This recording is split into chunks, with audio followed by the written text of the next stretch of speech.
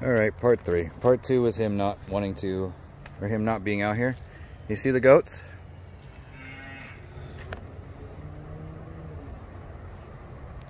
You see the sheep? You're actually watching the guy over by the cow. Thank you, Blue. And there's a pig. That's what he's really interested in. He really likes the pig. That's going to be a problem. Thank you, Blue. He sees you. He sees you.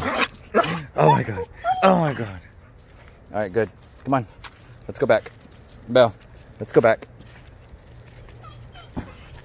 The pig is more motivating than the goats, than the cows. I'll be right back, Mama. Talking to a deaf dog. Alright, you ready? Let's go home. Come on, Blue, let's go home. Big yawn. Good boy. I gotta pick that up too. See how all that works? No leash. Everybody's safe. Helping them feel safe so we can all go to the same spots and have the same mutual goals.